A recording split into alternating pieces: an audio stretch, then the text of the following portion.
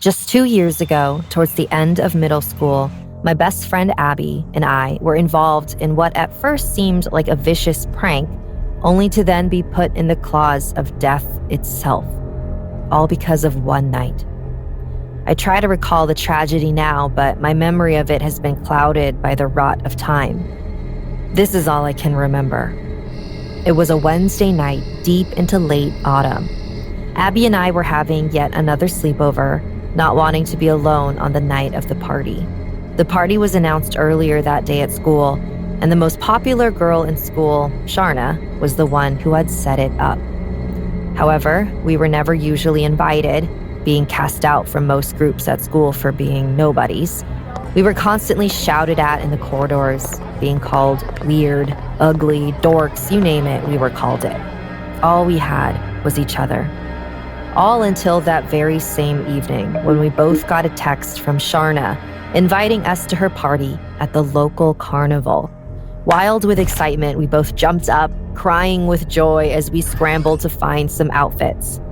Oh my God, Sarah, can you believe it? Abby was rolling about on the floor, happiness glowing from her eyes. This is our chance, Abby. We can finally move past our old selves. We aren't losers anymore. Neither of us knew Sharna's or anyone else's real intentions behind that invite. We discovered afterwards that Sharna and her friends had been bored that night and decided to invite the two of us for a prank. Sharna's brother was dressed up as a clown as he worked at the carnival, and so the group decided to try and scare Abby and me, recording it for the whole school to see. Naively, we departed our house just 10 minutes after Sharna's invite. We should never have left. We arrived shortly after leaving, witnessing the carnival in all its wonder and excitement. The crowd was bustling with life and movement as the rides shone brightly in the background. There was a clamor of joy and an air of smiles as we walked through it, searching for Sharna. After around 5 or 10 minutes of looking, my eyes were set on Sharna. She was giggling with her other friends. They were standing outside the mirror maze. But as Abby and I approached and Sharna saw us, she quickly shushed the others around her, now applying a fake smile to her face. Hi, you two, she smiled and waved at us as we arrived at the group. Abby and I were far too nervous to speak. This was practically a fever dream for us. Sharna did not stop smiling. A single droplet of sweat rolled down her face. She was holding her composure. We're playing Truth or Dare. Want in? It would be awesome to have you play. She noticeably shuddered after saying that. But we ignored it. This was our chance. Sure, Abby and I spoke in unison. Sharna openly let out a giggle, triggering the others around her to do the same. I dare you two to go into the mirror maze. She broke down, cackling on the floor. All her friends joined her immediately after. Abby and I looked at each other with puzzled expressions. It didn't seem like that big a deal, so we agreed. All right then, head on in. Sharna sat back up, trying with all her might to compose herself, holding her phone tightly in her right hand. She again started smiling, only the smile was hollow. As Abby and I entered the mirror maze, we heard the sound of laughter roaring in the background. We were stupefied. Why was it so funny? We wandered around for a bit, quite amazed by the sheer volume of reflections and warped versions of ourselves. It was like there were hundreds of us. Every now and again, we'd let out a small chuckle as one of us collided with a mirror.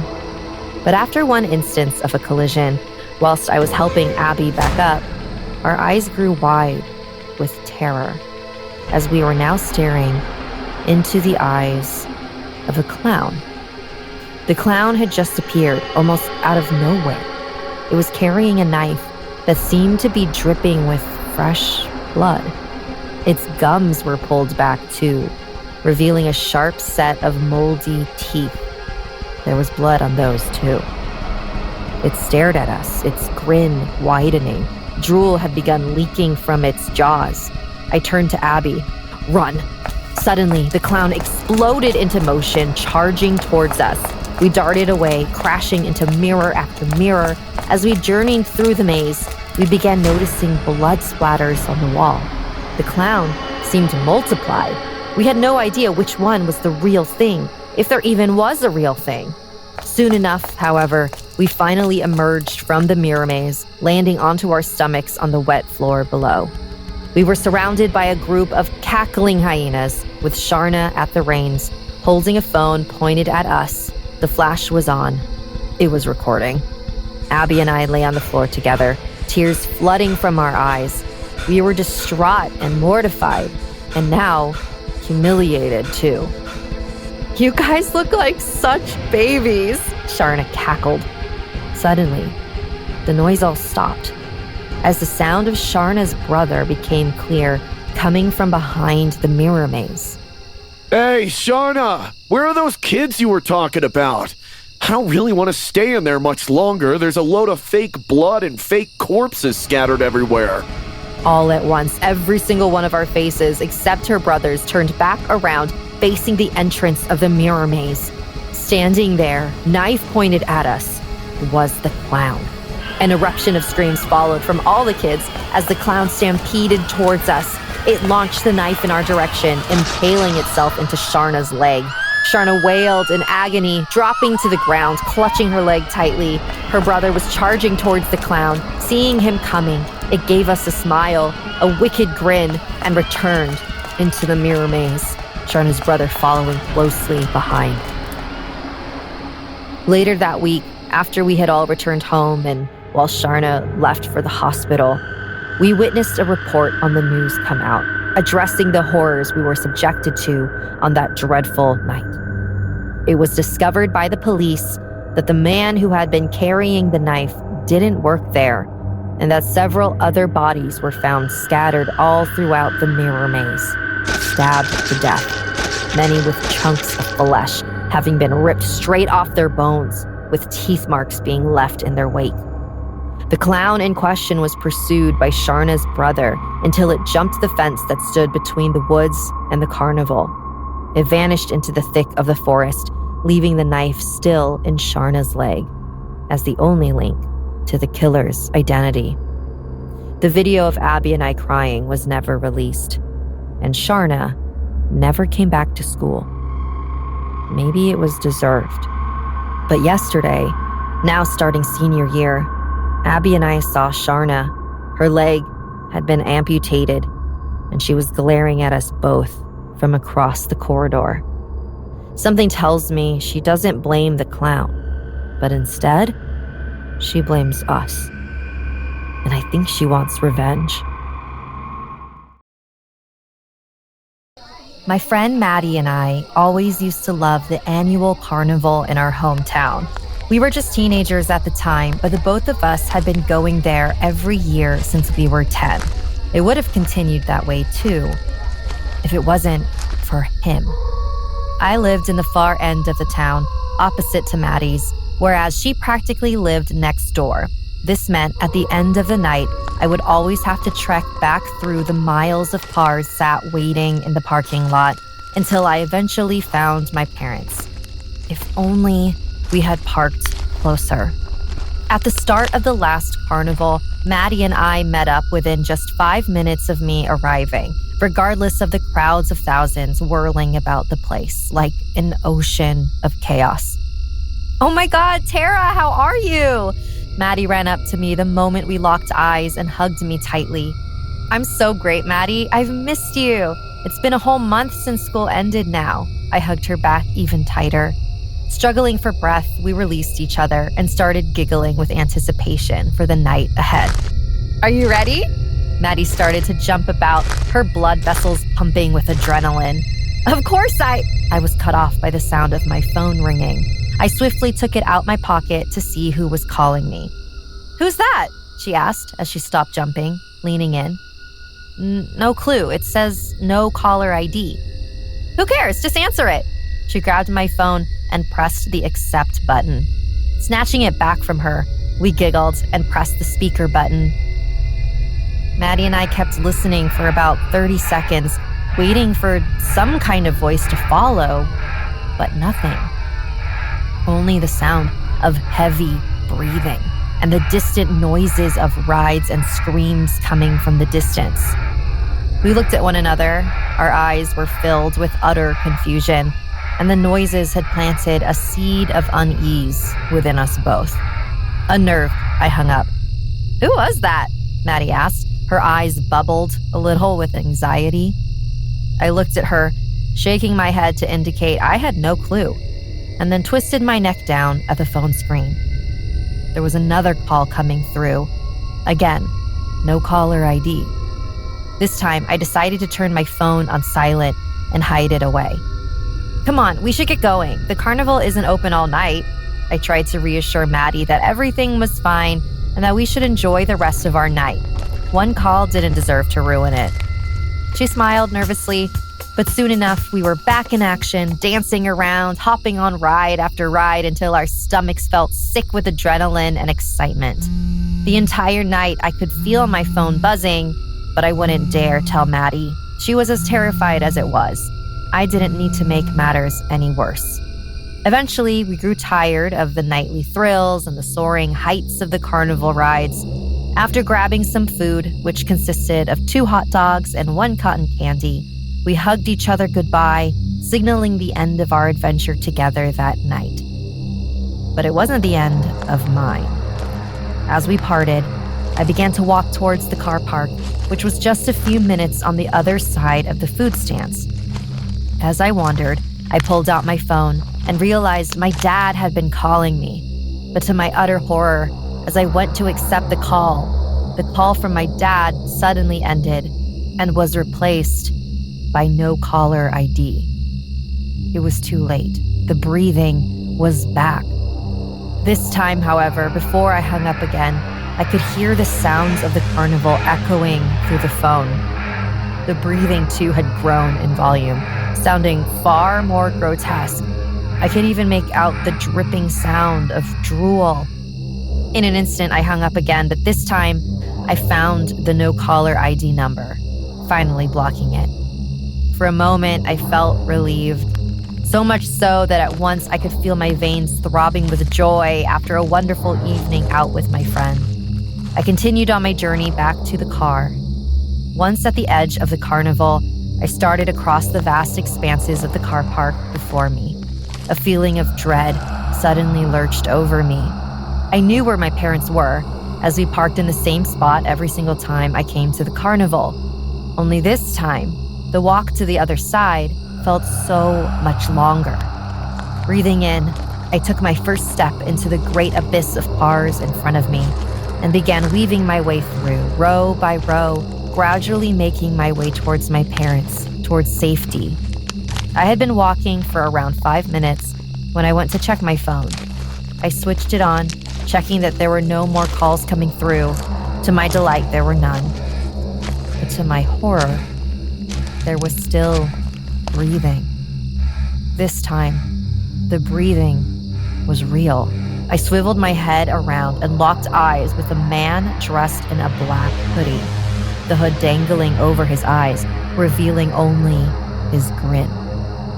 He was staring at me from the other side of a car. My blood abruptly infused with an overwhelming surge of fear as I backed away. My parents weren't far away. I had to run. Suddenly, the man burst to life, sprinting at me from around the front of the car. In response, I dashed away, swerving past cars, screaming for help. The carnival hadn't yet even reached its peak, so there was nobody else in the car park. That meant that if my parents were sat waiting where they usually were, this creep would catch up to me. And then who knows what. But as I hurled myself past the final row of cars, I saw them. I was saved. I shrieked for them to help me, causing them to look up. At first, confused, but the instant they saw me being chased, my dad's eyes visibly burned with rage as he burst out of the car, charging towards the man behind me, who I saw was now running, approaching him fast. As for my mom, I ran into her arms, squeezing her tightly as tears flooded down my flushed cheeks and panting mouth. I heard the sound of a body being flung into the car, then collapsing to the floor. I swiveled around to see my dad stood over the creep's unconscious body with some blood pouring out from his head. Later on, once the police had arrived, we had discovered, after lifting the man's hood back, that it was actually one of my dad's friends. That explained how he had my number. We were appalled to hear the next week that he had been planning this for over a month after he came around to ours for dinner. He didn't seem all that dangerous then. To this day, I wonder what made him change. Yet at the same time, I despise him. I messaged Maddie explaining what happened after the police report was filed. I told her I'd never return to the carnival again. If it was really that easy, who knows who could do the same.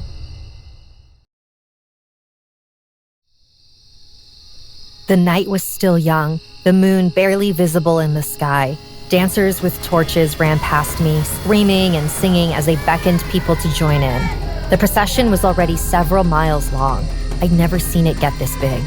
"Let's go!" Em, my sister, grabbed me by the hand, pulling me towards the dancers. I shook my head first. It was way too busy. I felt weird about dancing with people I didn't know like this, too. And there was something else going on, something I couldn't quite put my finger on. "Are you a chicken or what?" Em stuck her tongue out, and I rolled my eyes, allowing her to line me up behind her friends, who were cheering loudly. It was fun, really. We pranced through town, singing, drinking. Honestly, it's been a while since I let go like that. But then, something changed. The procession wasn't heading towards the city hall like it was supposed to, but somewhere out of town. That, in itself, admittedly, didn't feel like such a big deal. It was easy to see why people wouldn't want to stop and dance for just a bit longer. The music, the loud singing from people, it was all exhilarating. Still, somehow, I felt uneasiness sneak into my chest. I grabbed Em by the hand just as she nearly slipped away from me. She was dancing around a teen roughly her age, one of the original dancers who wore a fancy costume and fun markings on her cheeks. "Stay close to me, Em." She was pretty, all right, but I didn't feel comfortable being separated from my sister, not by her or anyone. "Why are you being such a spoilsport?" Em pouted up at me. She was breathing heavily, her voice a bit raspy already from having too much fun. I shrugged, but then I motioned for the dancers. They were starting to separate themselves from the rest of the crowd. "Looks like they're gonna do another performance or something. You don't want to be stuck there without knowing the choreography, do you?" It was just an excuse, of course. I had absolutely no idea if I was right or wrong. However, it made sense to me at that time. It took my sister a few seconds to answer. She looked almost a bit dazed, eyes still set on the dancer from before. I had to admit, I understood why she was so mesmerized. Just like all the others in the dance troupe, the girl was gorgeous.